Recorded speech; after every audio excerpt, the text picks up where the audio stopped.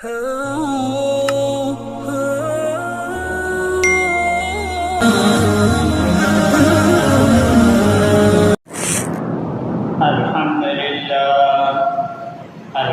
لله نحمده ونستعينه ونستغفره ونؤمن به ونتوكل عليه ونعوذ بالله من شرور أنفسنا ومن سيئات أعمالنا من يهده الله فلا مضل له ومن يضلله فلا هادي له ونشهد أن لا إله إلا الله وحده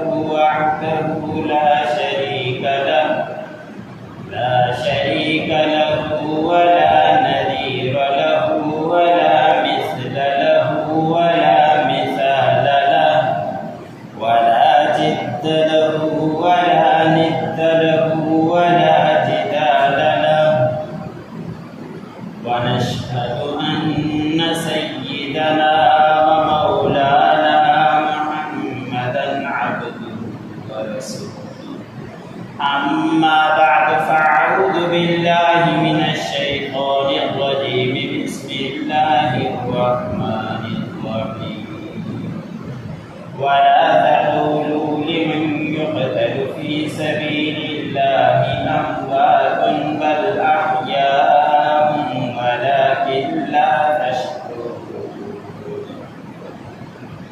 صدق الله العظيم صدق رسوله النبي الكريم ومن الشاهدين والشاكرين والحمد لله رب العالمين. دل کی گہرائی سے درود شریف. اللهم صل على محمد وعلى آل محمد كما صليت على إبراهيم وعلى آل إبراهيم إنك حميد مجيد. اللهم بارك على محمد وعلى آل محمد كما باركت على إبراهيم وعلى آل إبراهيم إنك حميد مجيد.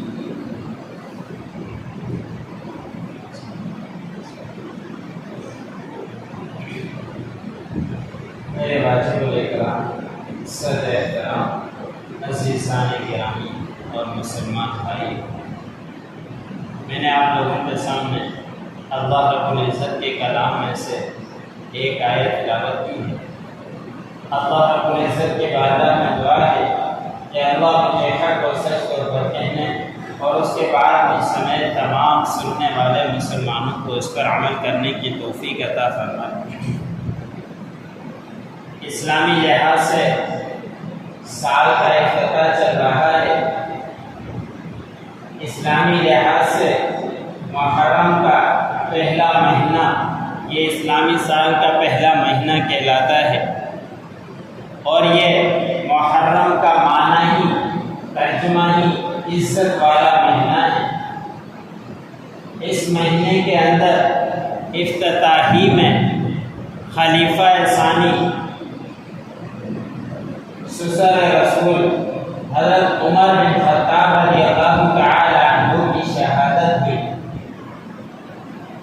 وہ ایسے خلیفہ تھے کہ جن کو اللہ رب العزت نے نبی کریم صلی اللہ علیہ وسلم نے اللہ رب العزت سے مانگا تھا، اور صحابہ اکرام میں حضرت عمر بن خطاب میں یہی فرق ہے کہ باقی سارے خود آئے تھے، اور حضرت عمر بن خطاب رضی اللہ تعالی عنہ نبی کریم صلی اللہ علیہ وسلم کی مراد تھے کہ آپ صلی اللہ علیہ وسلم نے اللہ رب العزت سے راتوں کو دعائیں مانگ کر عمر بن خطاب کو اسلام کے لیے مانگا تھا.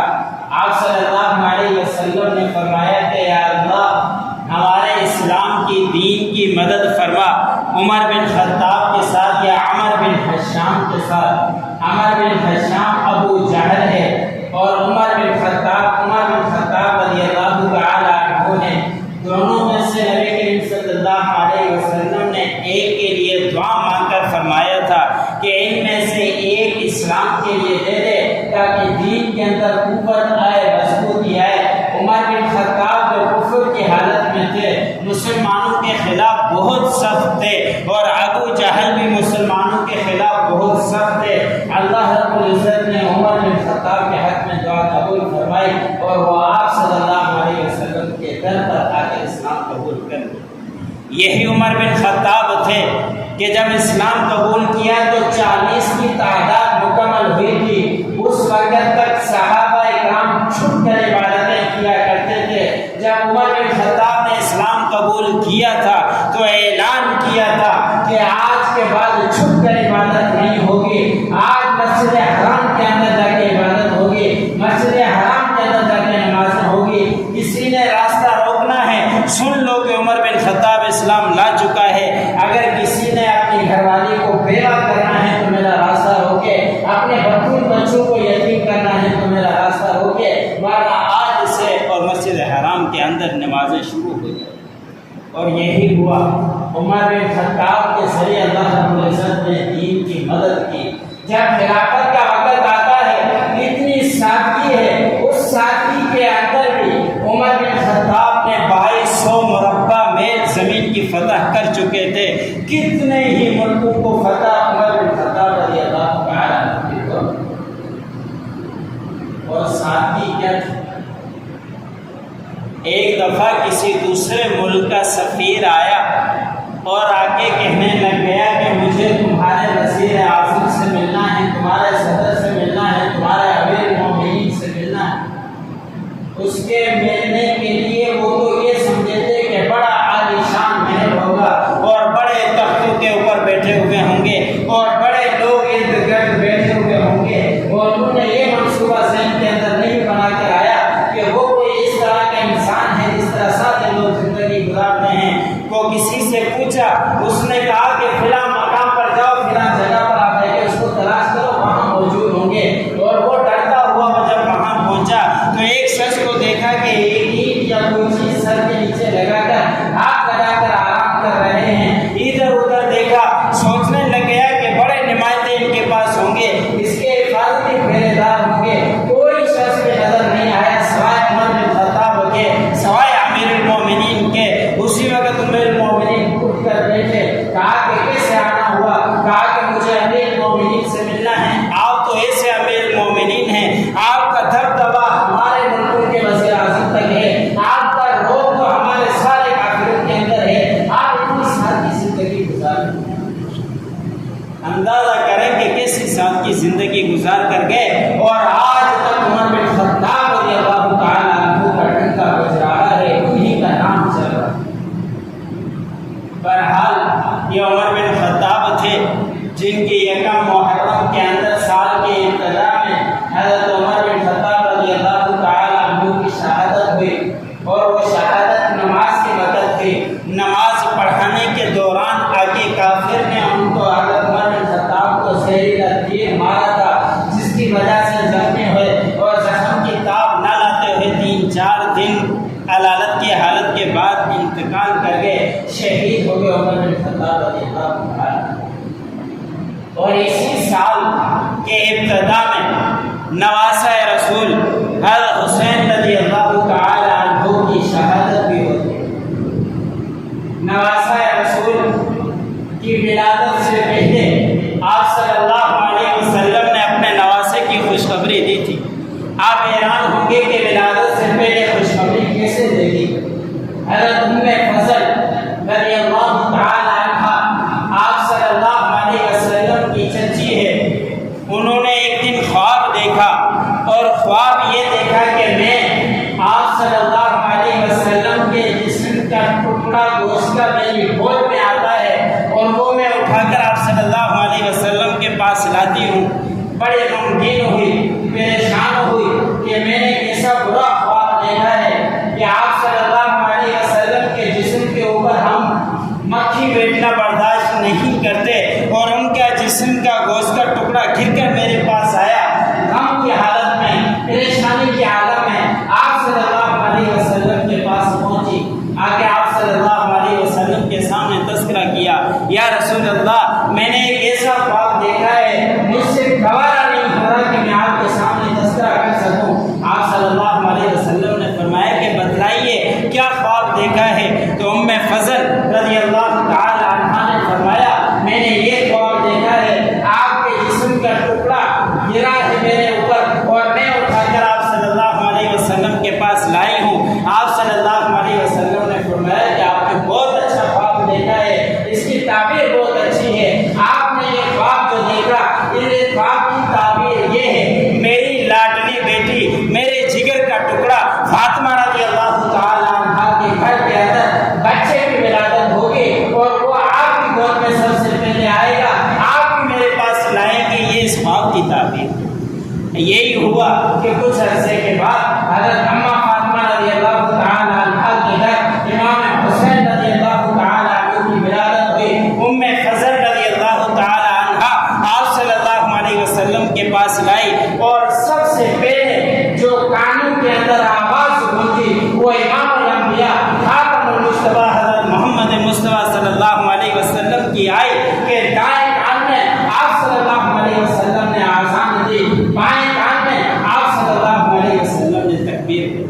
پوری تاریخ کی کتابوں میں احادیث کی کتابوں میں یہ نہیں ملتا کہ آپ صلی اللہ علیہ وسلم نے کبھی تکبیر کہی ہو، آپ صلی اللہ علیہ وسلم نے کبھی آذان کہی ہو۔ آذان آئی ہے تو امام حسین رضی اللہ تعالی عنہ کے کان میں۔ اب امام حسین رضی اللہ تعالی عنہ سے آپ صلی اللہ علیہ وسلم کو بڑا پیار تھا۔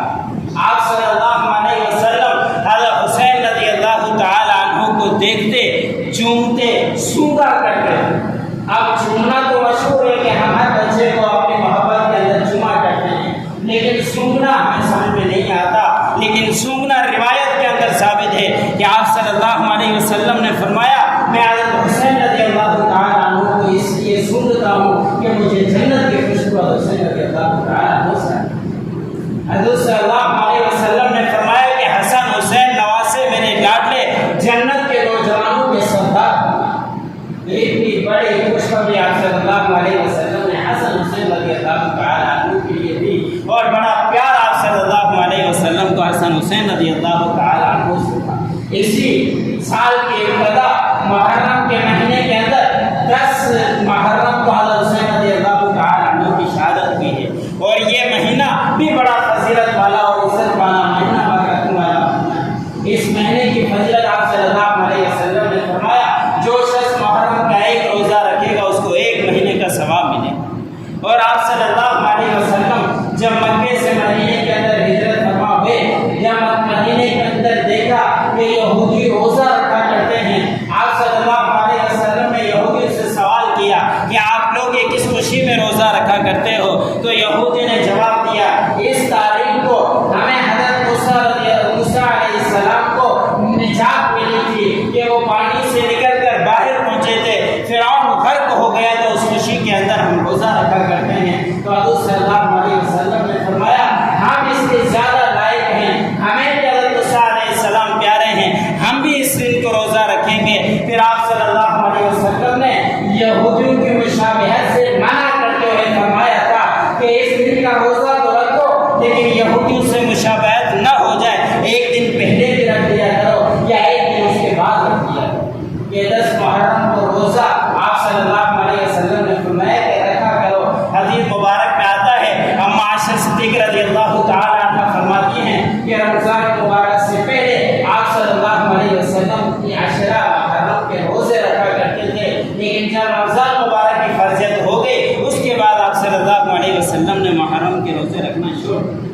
اور اس تاریخ کو 10 تاریخ کو حضرت صلی اللہ علیہ وسلم نے فرمایا، حدیث مبارک میں آتا ہے جو اپنے گھر کے اندر اپنے بچوں کے اندر فراغ کانی کرے گا، کھانے کے اندر دسترخوان کو کشادہ کرے گا تو اس کی روزی کے اندر پورا سال برکت رہے گی۔ یہ حدیث مبارک نسائی کے اندر۔ تو ہمیں بھی چاہیے کہ ہم پورا سال برکت حاصل کرنے کے لیے ایک دن اپنے گھر کے اندر دسترخوان کی کشادگی کر دیں، جتنا ہو سکے اچھے طریقے سے اپنے بچوں کو کھلائیں۔ یہ آپ صلی اللہ علیہ وسلم کی روایت سے ملتا ہے۔ آپ صلی اللہ علیہ وسلم کو حسن حسین سے اتنا پیار تھا، حسن حسین رضی اللہ تعالی عنہ کی جب ولادت ہوئی سب سے پہلے جو کانوں کے اندر کانوں کی آواز کی وجہ سے حضرت حسین رضی اللہ تعالیٰ عنہ جنگ کے میدان کے اندر بھی نماز کا کبھی نعرہ نہیں ہوئی. جنگ کے تیر بھی چل رہے ہیں، اس وقت بھی نماز کو سب سے پہلے ترجیح. آپ سے حضرت حسین رضی اللہ تعالیٰ عنہ کی پرورش 3 مکتب ہیں. ایک اماں فاطمہ رضی اللہ تعالیٰ عنہ کا مکتب جو حضرت اماں فاطمہ رضی اللہ تعالیٰ عنہ نے پرورش کی. اماں فاطمہ رضی اللہ تعالیٰ عنہ فرماتی ہیں امام حسین رضی اللہ تعالیٰ عنہ کو میں دودھ دیتے وقت بغیر وضو نہیں ہوا کرتی تھی. جب بھی دودھ دیا کرتے تھے تو قرآن پاک پڑھتے رہتا تھا، زبان کا قرآن پاک جاری رہتا تھا، میں اپنے بچے کو دودھ پلایا کرتی تھی. جب اس طرح کا مکتب ہوگا، اس طرح کی پرورش ہوگی تو امام حسین رضی اللہ تعالیٰ عنہ کی بھی بڑی شخصیت و مرتبے والے ہی بنے. دوسری گول کا مکتب آپ سے حضرت امام حسین رضی اللہ تعالیٰ عنہ کا حضرت علی رضی اللہ تعالیٰ عنہ ہے، شیر خدا حضرت علی رضی اللہ تعالیٰ عنہ دوسرا مکتب ہے. تیسرا مکتب حضرت امام حسین رضی اللہ تعالیٰ عنہ کا حضرت صلی اللہ علیہ وسلم نانا رسول صلی اللہ علیہ وسلم ہیں، جن کی گود کے اندر حضرت امام حسین کی پرورش حضرت صلی اللہ علیہ وسلم پہلے سے اطلاع مل چکی تھی. حضرت جبرائیل علیہ السلام ایک دن حضرت صلی اللہ علیہ وسلم کی آنکھوں سے آنسو آ گئے. جب امام حسین رضی اللہ تعالیٰ عنہ کو دیکھا تو کسی نے سوال کیا کہ آپ نے دیکھنے کے بعد یہ کیوں آنسو آپ کی آنکھوں سے نکلے ہیں؟ تو حضرت صلی اللہ علیہ وسلم نے فرمایا کہ مجھے وہ میدان دکھلایا گیا ہے، مجھے وہ مٹی دکھلائی گئی ہے جس مٹی پہ حضرت حسین امام حسین رضی اللہ تعالیٰ عنہ کو شہید کیا جائے.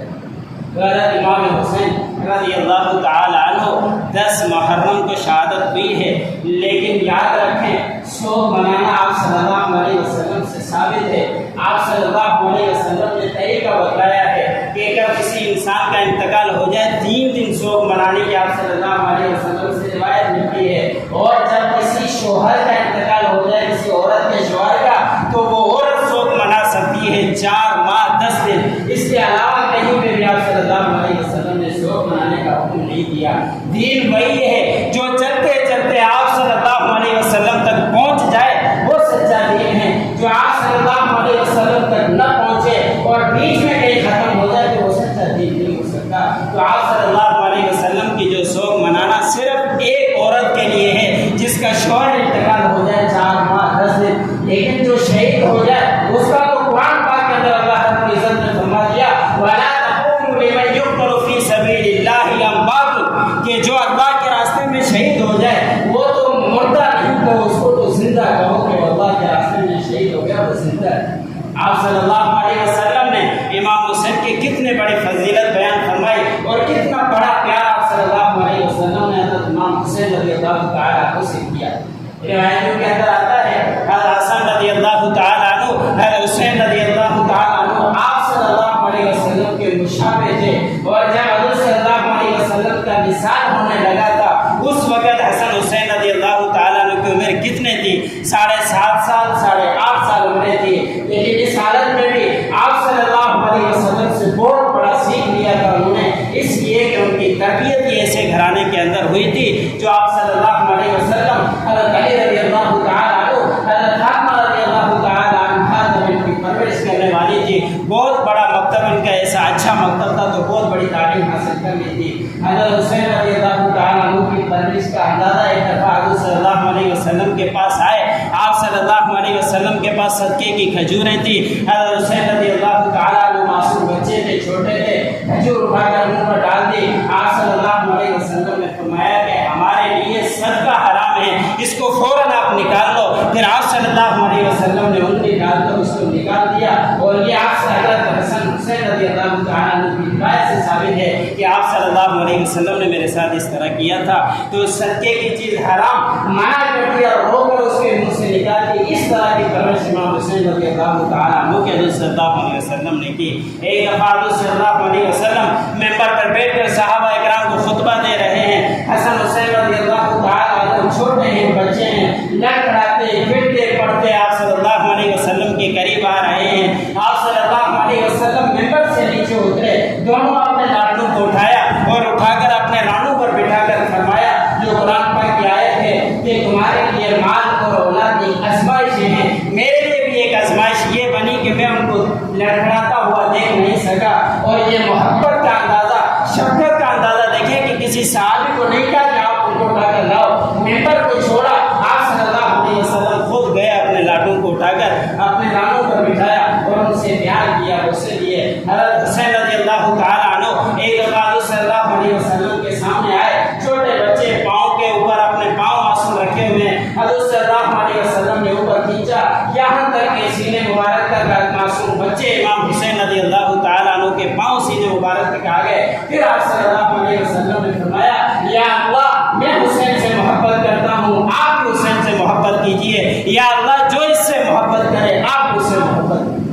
تو آپ صلی اللہ علیہ وسلم نے حضرت امام حسن حسین رضی اللہ تعالیٰ عنہ کی بڑے اچھے طریقے سے پرورش بھی کی اور آپ صلی اللہ علیہ وسلم نے بڑا ان کے ساتھ محبت کا اظہار بھی کیا۔ اور ان تاریخ کے اندر 10 محرم کو حضرت حسین رضی اللہ تعالیٰ عنہ کی شہادت ہوتی ہے۔ اللہ رب العزت کی بارگاہ میں دعا ہے کہ اللہ رب العزت بھی ہمیں انہی صحابہ اکرام کے نقش قدم پر چلنے کی توفیق عطا فرمائے۔ جتنی بات مجھے سننے والوں کا عمل کرنے کی توفیق عطا فرمائے۔ وآخر دعوانا